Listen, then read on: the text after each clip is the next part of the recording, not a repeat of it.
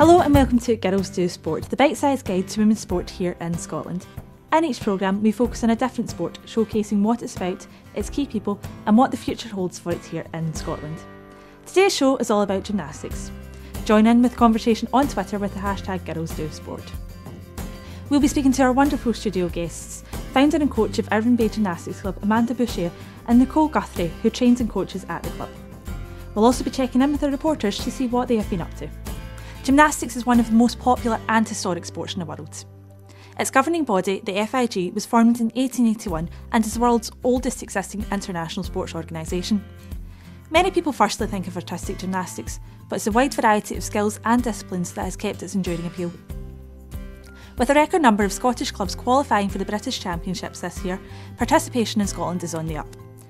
This year, tumbling was incorporated into the National Trampoline and DMT Championships for the first time. And much of this is down to the great work of Scottish Gymnastics, whose programmes like Effective Club Framework, Sport Enhancement Programme and Leadership Academy has helped memberships rise by almost a quarter. So with participation increasing, the biggest event of the year, Gymfest 2017, was sure to be a good one. Our reporter, Ryan Gallagher, went along to find more. I'm here at the Bell Sports Centre in Perth, where, over the next 2 days, some of the top young gymnasts from around the country will be competing as part of the 2017 instalment of Gymfest. Gymfest is held twice a year and remains one of the most popular events in the Scottish gymnastics calendar. So what is it that attracts gymnasts to take part? Well, I've done Gymfest since I was like 7 and done it every year since. And I have quite a lot of memories, but I don't think any of them really compare to last year when I was displaced captain for Edinburgh Uni and like me and Charlotte choreographed the whole routine and like the relief when you come off the floor and know that it actually went well and that everything paid off. I like the spring floor. Yes. And everyone's support. Makes us perform better. Yeah. And the medals are really good. And afterwards you feel really good.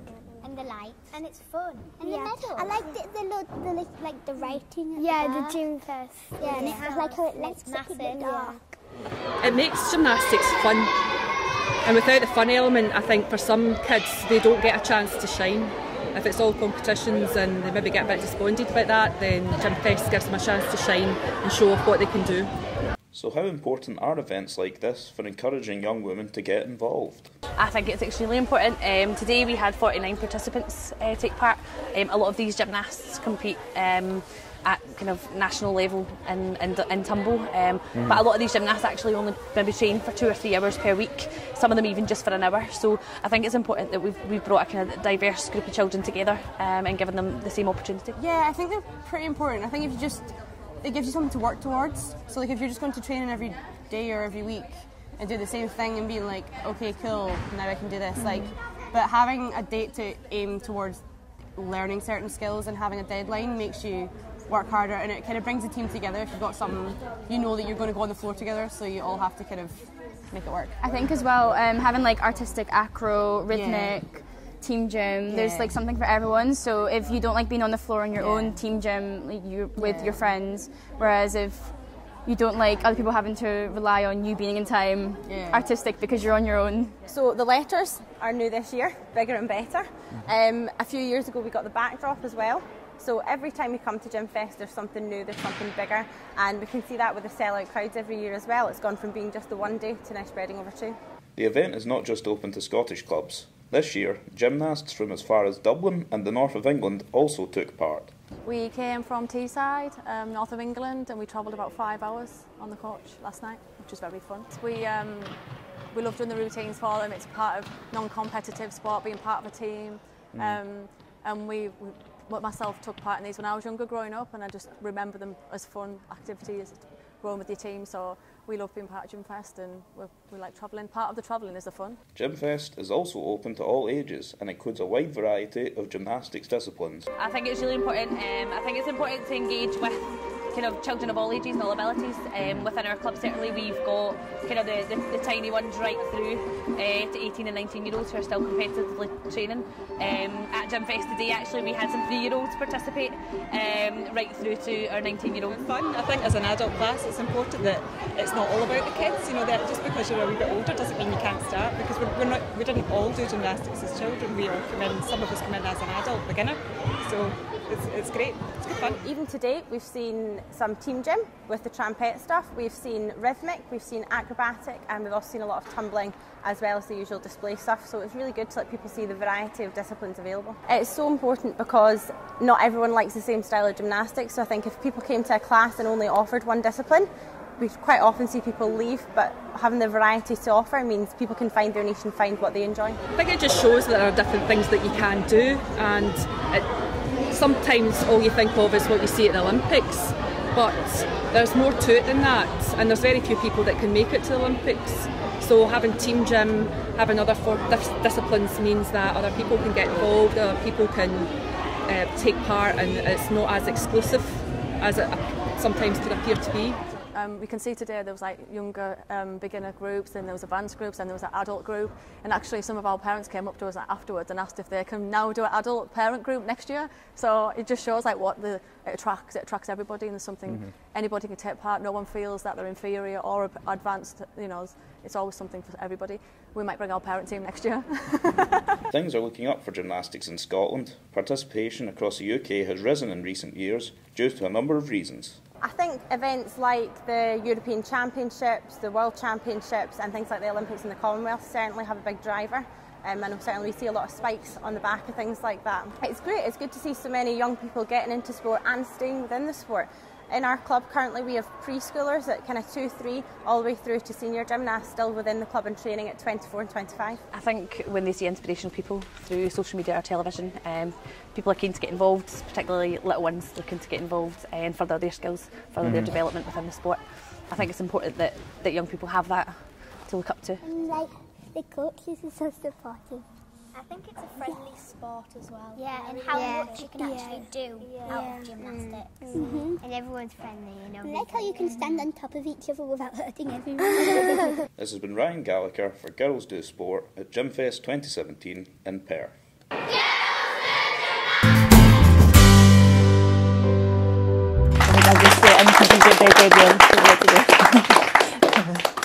We now move on to our studio guests, and today we have the founder and coach of Irvine Bay Gymnastics Club, Amanda Boucher, and club gymnast Nicole Guthrie. Guys, thanks very much for joining us today. Amanda, way back in 2009 you formed the club. Yep. You had no prior gymnastics experience at all. What inspired you? What made you do it? The gymnasts were the people that inspired me.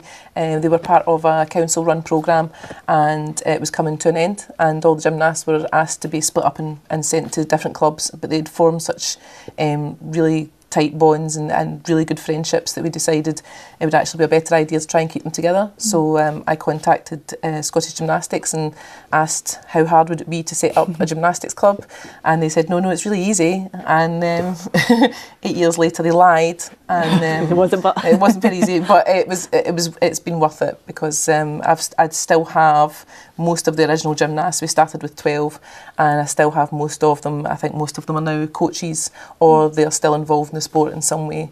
So it was definitely worth it. So from 12 gymnasts to, you know, well over 800 now, it's been a phenomenal journey. But the gymnasts inspire me every single day. So it's grown quite significantly. Yeah, definitely. Have you seen like a growth, not in your own club itself, but a growth of women's gymnastics in Scotland? Have you seen that grow anyway? Yeah, definitely. There's a huge appetite for gymnastics at the moment, and I've seen that growing since 2009. I knew very, very little about gymnastics. You know, you could have written it in the back of the postage stamp. I was a marketing manager, so I knew nothing apart from what my own children were doing, and my horizons have been hugely expanded, and the rise of gymnastics in that time has just been unbelievable. You know, everybody's doing it now. It's a cool thing to do now. Nicole, thing to do now, but you've been doing it since you were 6 years old. You're now 17? I'm now 17, yeah. So what inspired you in the first place? What got you involved? Seeing the big guys do the flips on the beam, I was like, Mum, I want to go to gymnastics. But yeah, that's just kept me in the sport because I'm so determined to do it. I was going to say, you've had quite a long career anyway, and you're still quite young. What's kept you progressing? Is it being able to move into positions like coaching? Is it the thought of new competitions? Is it? I think that's what's kept me in it most is everything's a challenge, and I love challenges in life. But there's so much variety in the sport that you can do anything to do with it. And what do you think attracts other young girls and boys, I suppose, to gymnastics? I think that there is a lot of opportunity in it, and it's a place where you can go have fun, learn new skills, and just be with your friends. You've just given up baton and dancing to solely focus on your gymnastics career and the coaching side. How's that transition all been? It's been a big relief. Yeah, dancing was a big part of my life and my mum's life as well. But I had to make a decision in what I liked best because I'm coming up to exams and everything. I couldn't juggle it all, so that was my options to quit one. Do you think you've made the right choice, obviously? Yeah, I definitely have. Amanda, just clubs like Irvine Bay, how important are they in being there so girls that want to take up gymnastics can take up gymnastics? Yeah, clubs are absolutely essential to everything that's happening in gymnastics in Scotland. Clubs are there to provide those opportunities, whether it's at a participation level or a competitive level. Clubs are the ones that are putting coaches through their coaching courses and developing those coaches, and also developing sort of like the future leaders and volunteers. There's such a variety of roles in gymnastics that you can go and take part in, and clubs can provide that, each one of those roles, and to be able to access all the different pathways that are involved in the sport. So the clubs are absolutely vital to the life of gymnastics. We're taking it to a national level now. Gymfest 2017, events like that, how important are they? And even just getting a bit of publicity, getting people talking about gymnastics, whether they're not necessarily participating, but coming out and watching it and getting involved in other ways. How important are things like that? Absolutely massive. Gymfest is like Gymnast Christmas, isn't it? You get to see all your friends from all over the country.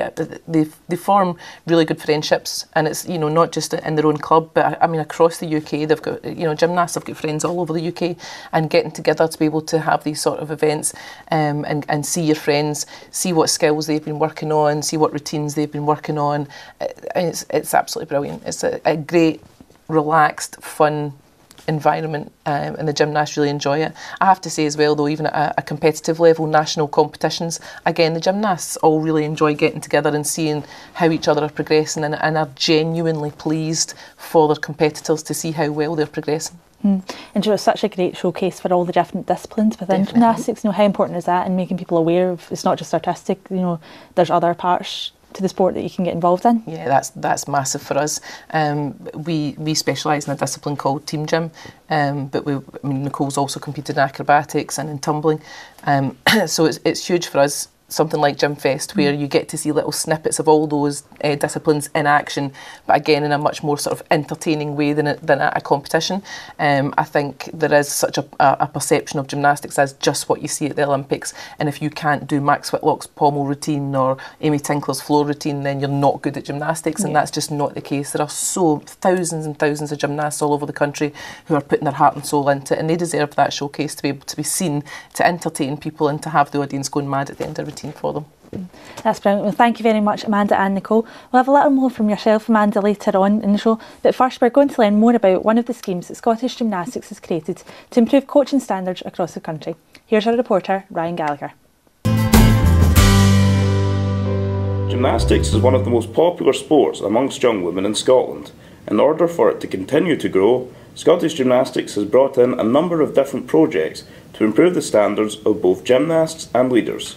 One of the most innovative and successful of these is the Leadership Academy. So I'm a club business manager, that means that I go out and actively help the clubs to develop in whatever it is that they need to develop in. So when I was brought in, it was just a concept on a bit of paper as the Leadership Academy, and really brought in to bring that to life, to make it sort of come about. And so this is year 2 that we're going into now. Year 1 has been delivered. We had 12 leaders go through the programme, and really it was a programme that was designed to focus on the individual, so not necessarily the club specifically, but the individual that was coming from that club, to help them focus on their development journey, what they needed to learn, what they needed to be stronger in order to help that club to grow. And in order to do that, we feel like we need to focus on the people within those clubs, not just the club itself as an organisation. Debbie McPhee took part in the inaugural Leadership Academy last year, and she thinks it has had a positive impact for herself and her club. I think as a club leader, I think we've got completely different policies and procedures in place now. We've moved forward, we have much more structure to the club, much more financial planning and kind of planning for the future, which is something that we didn't have in place. I feel that that's definitely a positive change. I think the combination of people that have been brought in, the external agents and the external kind of speakers that were brought in was really quite inspirational. The Leadership Academy isn't just helping individuals, it is also having an effect in the wider context of gymnastics in Scotland. I think it's that innovative approach, it's that difference, so we're bringing in these external people who are not necessarily from sport, they might be from business, they're definitely not necessarily from gymnastics, and they're coming in to kind of challenge and inspire the leaders with their story, their journey, but also to make them think a bit differently. And so that's really, I guess, what makes the programme very different, is that it's, you know, it's looking and it's seeking to look outside of our specific sport to be able to bring in that expertise and to help these individuals develop. I think it's reinstating the confidence in the membership that Scottish Gymnastics is moving forward. We are making positive changes, and collectively as a membership we are getting stronger, I suppose, and becoming more successful. It's great. Do you know what? The Leadership Academy is the favourite part of my job. I have a number of different aspects to my role, but to actually be able to stand in front of this group of individuals and then be with them and watch them develop over the course of a year is just amazing. You see them come in, some of them quite tentative and nervous to begin with, and you help them understand and find their power, develop their confidence, and you watch them grow, and then you hear them tell the stories at the end of the programme to say, this has made a real difference to my life, never mind just my job. So what would you say to other coaches thinking about getting involved in the Leadership Academy? Oh, absolutely. Do it. This has been Ryan Gallagher for Girls Do Sport.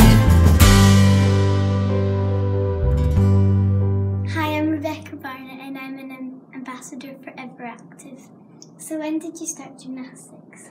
So I started gymnastics when I was about 6, but I just started at like little recreational classes, and then I started a bit more seriously when I was maybe 10, so a while. What's your favourite skill? My favourite skill is probably a double back, so that's like 2 flips in the air, and I think I like it because it was kind of the milestone to know you were getting a good, and now I find it easy, so I'm like, oh, this is good. What do you eat before a competition? Before competitions, I always eat healthy. It's a bit superstitious as well, because I always say, oh, if I eat at McDonald's I might put my hands down or something like that, or fall over, so I always eat healthy, and then right until after the competition, if I've done well, I go home and I get like a takeout or something to celebrate all the hard training paying off. What's the biggest challenge you've had? I'd say the biggest challenges are always injuries, because you're sitting on the sidelines trying to like rehab while you're watching all your friends maybe improve, and sometimes that can be really difficult to keep motivated. What's the biggest achievement you've had? Well, tumbling's quite a new sport, especially in Scotland, so I'd say one of the kind of proudest moments, biggest achievements, was making the finals for British Championships, because I was actually one of the first girls to ever do that, like from Scotland, and that was just this year, so I ended up coming 7th at British Championships, being one of the first ever girls from Scotland to qualify, along with one other girl from my club, so that was really good. How many times do you train a week? Oh, I train, I would say, 5 to 6 times a week. Sometimes like 3 hours of tumbling, or sometimes 2 hours of conditioning, just depends. What's your goals for the future? I'd say definitely one of my goals was to make the Great Britain squad and be like the first girl to make the Britain squad from Scotland. So I'd really want to like the representation of like Scottish girls up there, because we're getting much better, and then just like do some internationals with them. That would probably be the biggest goal there. In the studio we of course still have Amanda with us today, who has taken part in the Scottish Gymnastics Leadership Academy programme. How did you find that? It was a fantastic experience. It was great to get involved with other leaders from clubs around Scotland, sharing ideas, sharing knowledge. It was really, really good. I'm actually sad it's come to an end. How was that support system in place through that for you? I think everyone who was involved in that was such a good support for each other, and that still continues. We contact each other quite regularly, whether it's looking for role descriptors or whether it's looking for information about a supplier for a club, or it could, anything, whether it's something really important, an important policy, or something trivial as to where you buy your hand towels. We all still keep in touch with each other and share ideas and, as I say, share knowledge. So it's been a fantastic experience, and I have to say that certainly my confidence has really increased through it, and I know that the other guys feel the exact same. That's great. Well, you yourself, you started it up without any kind of real gymnast experience behind you. How important is it for clubs and people nowadays who are wanting to start up clubs or get involved in gymnastics programs like that? How important are they? I think having that support system is probably the most important thing. As I say, I kind of went along blind for a good 2 or 3 years. I had an awful lot of support from the governing body, from Scottish Gymnastics, and I really can't thank them enough for that. And the development department at Scottish Gymnastics are so good at helping clubs and supporting clubs, and I would recommend that for anyone that's thinking of actually getting into starting up clubs, or whether they're wanting to improve their clubs. That's definitely your first port of call. But increasing your network and getting involved in all of these opportunities, I actually cannot believe the amount of opportunities I've had from getting involved in gymnastics. Whether it was volunteering down at the 2012 Olympics, or over in Azerbaijan, or going to World Gymnastrad out in Helsinki. I mean, these are fantastic opportunities. They're all sitting there waiting for you. You just have to go out and take advantage of them. Do you think, what is it that has just made it so successful? Is it that communication, do you think? I think so. It's just having that network. You find out about little bits and bobs that are going on, and you think, oh, let's see if we can get involved in that. Certainly, us getting involved in Team Gym was a conversation with some other coaches in Scotland that were doing it at their club, and I was like, that sounds really interesting. Can we come and have a look? And now we're part of a British performance programme, so that's been sort of like 5 years in the making. But again, getting involved with other sports like acrobatics or display, it's just from having that network round about you and having that support round about you. And in the main, I have to say the gymnastics community is incredibly supportive. That's great. Well, we now have some questions, I believe, from our audience members today who are wanting to quiz you and rack your brains. I think our first is from Max. Hi. So this question is for both of you. Do you have any personal favorite gymnastic discipline that you like to watch or compete in? Well, I'm a fan of all gymnastics, I have to say. I think that there's merit in all of the disciplines, whether it's the flexibility of rhythmic or the power and strength in tumbling, and the teamwork that's involved in display. But I mean, we are certainly Team Gym specialists, which combines a floor routine, tumbling, trampette and vault, but it's done in a team of up to 12 people. And I think that personally, I love the teamwork aspect of that. I would hate to think of a little gymnast out by themselves performing, so it's nice to have your team round about you. I love watching every type of gymnastics, but it's crazy the amount of disciplines you'd think that's in gymnastics. I don't think any of you will know how many disciplines there are, but going to competitions like the British series, there's Team Gym, rhythmic, artistic, tumbling, anything you can think of, we'd do it. And it's just great to see everyone joining in and talking gymnastics vocabulary that no one else should know. It's just good to see everything. We love gymnastics. That's brilliant. Thank you so much, Max. I think our next question is from Damaris. Hi. My question is also for both of you. Who's your sporting hero? Mine is Sir Dave Brailsford. So not actually a sports person, but very much a sports leader. Okay. Mine is, I know it's a bit cliche, but it's Beth Tweddle. Just from her determination and drive to get to the Olympics. Thank you. Hazel has our final question. Yeah, again for the two of you. It might be a difficult question, but if you weren't doing gymnastics, do you know what other sport you would do? Are there any other sports? I think so. Most girls do sport. We live in a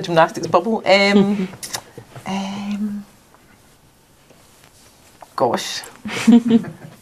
I'd love to do diving. I think that's way cool. Oh yeah, diving would be really cool actually. Cool. Synchronised swimming. Yeah. That's brilliant. Thank you so much, Hazel, and all our guests today. Thank you to our studio audience, and remember you can join in the conversation by using the hashtag #GirlsDoSport on Twitter. It's now time for a bit of fun. Oh.